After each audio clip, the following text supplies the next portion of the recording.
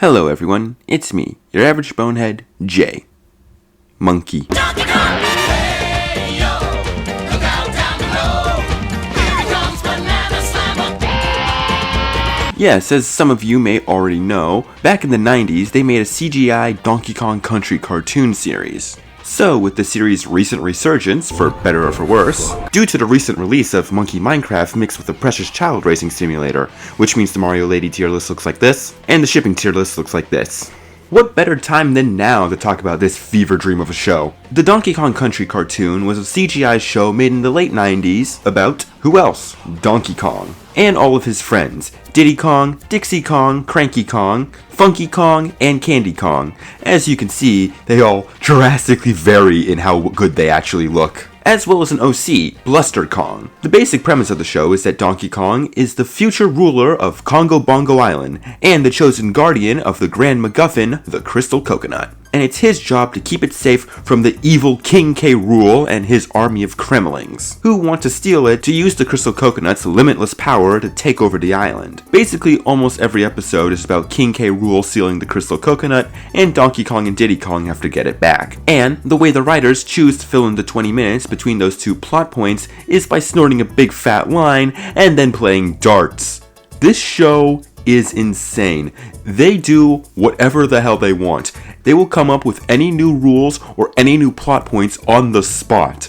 And while I don't know if I can consider this show great because of that, it is a very fun watch, I'll say that. This is a show you kind of have to come in with a very specific mindset to get any true enjoyment out of. Though I will say not all of it's just ironic. There are actually some good things about this show. For one, while the writing isn't top notch, there is a lot of good lines in this series, and the way the voice actors deliver these lines also really help elevate them. On top of that, the animation that is usually clowned on, for one of the first CGI shows, it could have looked worse, especially considering how they used motion capture for this show, for both the characters' movements and their facial expressions. Which, I don't know, it's kind of impressive, but now it leads into that common problem of whenever someone says they want to watch that CGI monkey show made in the 90s with way too much sex appeal, I have to go, which one? But all joking aside, let's look at a random episode and see how well this show holds up. So we're taking a look at Buried Treasure. Our episode begins with Cranky Kong on his own personal vacation, but it doesn't seem to be going well for him. So our story actually begins with Donkey Kong and Diddy Kong, as DK is doing what he usually does, lie around and stuff his face full of bananas. But then Funky Kong arrives, and the three of them end up discovering a bottle that contains a treasure map. Diddy Kong and Funky Kong are of course excited to go treasure hunting, but Donkey Kong doesn't at the moment because he has a date with his girlfriend Candy Kong. So Diddy and Funky, How could you pass on something like this? I wanna go, and it's all that you wish for. Think of all the treasure you're gonna miss. Don't you wanna get your hands on riches galore? oh yeah, I completely forgot to mention this minor detail. Half this show is a musical. Of this show's 40 episodes, there's almost a guarantee of 2 songs in every single one of them. And every time a song happens, it just happens. There's no true build up to it, it just jump scares you. But you wanna know what the insane part about these songs are? Is they actually range from being okay to actual legitimate bangers. I don't know what everyone wants me to be. I only know just how to be me. The day you mess with scurvy, you wish you're never born. When the coconut is mine, then you'll feel his pirate scorn. I would hand out daisies and rescue kittens from a tree and pick up all the litter that falls in front of me. I think it does all help the fact that the singing for a lot of these songs is really good. Yeah, I'll admit, even Diddy Kong's singing isn't that bad in context. Adventures waiting, time's a wasting. You could be living on easy streets. Come on, DK, doesn't this sound sweet? So with them using the art of song and dance to convince Donkey Kong that he can buy a gift for Candy, the three of them begin their treasure hunt. All while it just so happens that Bluster Kong was walking by and heard them talking about treasure and wants to follow them to claim it for himself. I'm just one sneaky beat them to it step away from becoming an even richest ape on Kongo Bongo Island. And that's rich. But then Candy Kong and Dixie Kong end up catching wind of the buried treasure, and they want to get it for themselves too. So now all the Kongs are after the treasure. We then cut to the lair of the Kremlings where we see the evil King K. Rool gaming. I'm not even joking, he actually is. Only 500 more points to beat your record, you crock ship.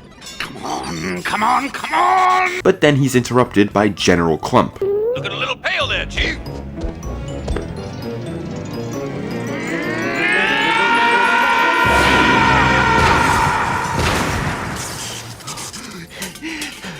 Clump ends up giving his field report saying that the Kongs all seem to be after some form of buried treasure in the mines. And K. Rool, without any prompting or reason, just assumes that the treasure they're after is actually a doomsday device.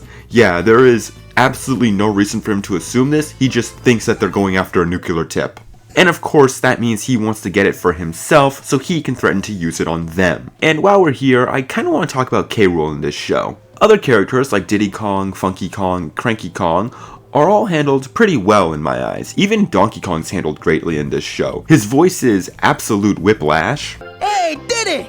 Come on up, little buddy! But DK in my eyes is the character he should be. Laid back, stupid, and only motivated by bananas. But then there's King K. Rool. And I don't know how correct I am, but I'm pretty sure when we really look at it, isn't this version of K. Rool technically an incorrect portrayal of the character? He acts a very specific type of way throughout this whole show, where I'm pretty sure K. Rool's gimmick was he kept changing every single time we met him, back in the original games. But here, he acts a very specific way, kind of your stereotypical, overly dramatic cartoon bad guy, with a very funny voice to go with it. We'll make them think we are participating in the ceasefire, but instead, we are going to be sneaky. Clever. You? Yes, you ninny! Which, once again, is not how K. Rool sounds in the games. Despite that, and I think most of the internet agrees with me on this one, this has basically become the general audience's portrayal of K. Rool. Because in this show, he's so darn entertaining that I'm pretty sure we all just latched on to this version of the character for every version of the character. In a way, it's kind of like Southern King DDD from Kirby Right Back at Ya. Technically speaking, when you break DDD's character down, especially nowadays, this is not an accurate portrayal of the character, and the voice kind of does not match him nowadays. But the performance was just so darn entertaining in that show. This is just how we see the character, and this is the voice we associate with the character. What's happening? We're going back! I know that! It's a They won't hold! We're gonna crash! Do something! Like what? Break my phone!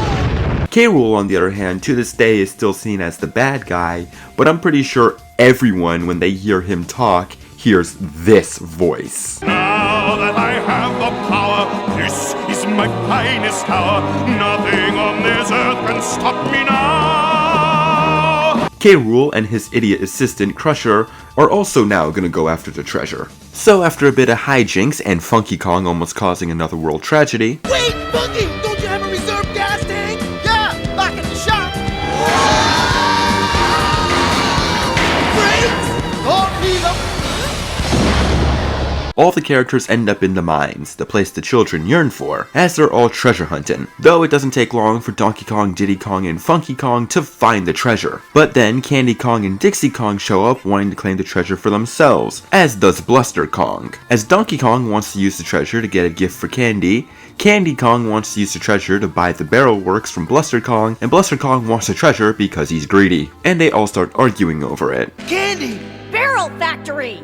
Congo Bongo Island! I feel like there's a very simple way this can all go, and it will all end with Bluster Kong being the one who has the treasure. But it doesn't matter, because K. Rool shows up, claiming the treasure for himself as his doomsday device. And, once again, with very little persuasion or reasoning to believe him, everyone believes him that, oh no, it's an actual doomsday device. Except Candy Kong and Dixie Kong, who took the treasure when no one was paying attention, and got into a minecart and headed off into the mines. So K. Rool and Crusher follow after them, causing Donkey Kong and Diddy Kong to follow after them to save the girls. Bluster Kong, who now doesn't want anything to do with the treasure, with the knowledge that it might be a doomsday device, is unwittingly dragged into the chase with Funky Kong, as we also happen to get our next song. I don't mean to disappoint you, boo. I'm gonna stop you from your evil ways. Congo Bongo will be out of your grasp, and the island will be safe for one more day.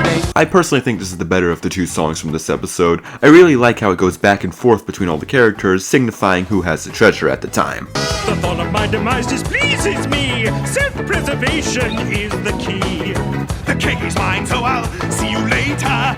All hail your new dictator! But eventually, K. Rool gets his hands on the treasure, and we get this scene. I don't know how to describe what happened there. So anyways, Candy Kong and Dixie Kong end up once again getting their hands on the treasure and reach the exit of the mines where there's no track left. Then Donkey Kong and Diddy Kong crash into them getting the treasure, followed by Funky Kong and Bluster Kong getting it, followed by K. Rool and Crusher getting it. But the added weight from the treasure causes them to also fall, and they all crash down onto the beach, where K. Rool, with his supposed doomsday device now in hand, threatens to use it on everyone. But it turns out, it's, as one would probably suspect, not a doomsday device. It's not even real treasure. In fact, the person who buried that treasure and wrote up the map was Donkey Kong in his childhood. Yes, he was following his own map and didn't realize he was doing so until he found the treasure it led to. And as one would suspect knowing him, the treasure was bananas. Bananas that he's left there for years, collectively wasting everybody's time. And on top of that, ruining Cranky Kong's vacation, causing him to storm off. The Kremlings retreat. Candy Kong doesn't care all too much that this wasted day was Donkey Kong's fault, which in hindsight is one of the nicer moments of her in this show considering how she is. Diddy Kong and Dixie Kong follow suit, all leaving Bluster Kong and Funky Kong trapped under a minecart as they didn't get the memo and still think that the island's under threat of a doomsday device. And the episode ends on that note. You know, in hindsight, I really think they should have called this episode It's a Mad, Mad, Mad Congo Bongo. Would you believe me if I said this is one of the saner episodes? Yeah, this show gets absolutely insane. The very first episode of the show involves K. Rool building a robot Candy to reenact a Bible story. We learn that DK's head actually looks like that. Another episode has Cranky Kong explaining through song and dance what holograms are. Pirates who have the same model of the Kremlings, which in a later episode they say that the captain and General Clump are brothers to explain this away. There's an episode where Cranky Kong atomizes himself to turn young, and then Donkey Kong gets turned into an infant. There's an episode where Bluster thinks he's going to die and tries to weasel his way into the history books before that happens. There's an episode where Crusher gets smart and sings a song like this. I like evil, lovely evil. I like evil so much I could scream. There's an episode where K. Rool frames Donkey Kong for a bunch of crimes, causing everyone to turn on him and banish him away to the mountains, only to want to have him back, not because they realized they were being tricked, but only because they realized they need Donkey Kong to defend them, and they don't even apologize. And I haven't even mentioned any of the episodes with Eddie the Yeti. Me like snow. Me like ice. There's an episode where Donkey Kong and K. Rool have a rap battle to determine the fate of Diddy Kong's life. Looky here, look what I got. Don't think I won't let little Diddy drop. Hold it now, hold it right there. You wouldn't drop, couldn't drop, you wouldn't dare. This show is insane, and I kinda love it. I mean, when you have a franchise as insane as the Donkey Kong series, why not go completely nuts, crazy, and stupid when making the show? Especially back then, when making this thing with motion capture. Honestly, for what they did with this show, I don't know if I could say they did a great job, but they did a fun job. It's a show you gotta go in with the right mindset when watching, and if you want to criticize stuff, there is a lot to criticize, but if you do know to just have fun with it, you're gonna have fun with it, whether ironic or not. I'm honestly shocked how many video game cartoons out there that I actually like. Obviously there's this one, I enjoyed the short-lived Rayman cartoon, I've praised all 3 Mario cartoons in one way or another, most of the Sonic shows have fun, chaotic, manic energy to them, the first 4 generations of the Pokemon anime are genuinely peak to me, and Kirby Right Back At Ya is honestly one of my favorite shows ever. Despite the bad rap they usually get, I think, at least for the ones I've seen, I enjoy a good video game cartoon. I hope we see more in the future. Are the aforementioned shows weird? Yeah, but so is the source material. So on that note, I say they did a good job. Now, I'm your average bonehead Jay, and I wish you all good night. Now anyways, if you'll excuse me, I have a euthanization to attend to. Come here, Brandon. No, I'm not gonna hit you. No, come. Well, there goes my credibility and $50. But what am I worried about? No one's gonna see this video anyways. YouTube's algorithm is gonna eat this video up and spit it out. So even my subscribers won't even get a chance to see it. Or some other random company will just claim to own the show, and YouTube will just go, oh, okay, of course they do. And no matter how hard I try, I won't be able to upload this video. Another whole month of my life wasted. Then why did I pay for this dinner? Then why I brush my teeth? Then why did I use up my best material on this shit? Hey yo, Donkey Kong, let's go, let's go. Here he comes, Banana Slammer. Oh, you're still here. Well, since you stuck around for this long, you might as well like and subscribe. Comment if you're feeling really daring. And while you're at it, you might as well follow me on Twitter and Instagram at jayskeletyn. Links down below. And if you just want to see more, you can check out the playlists or look at my last video. Now thanks for watching, and if you need me, I'm going back to bed.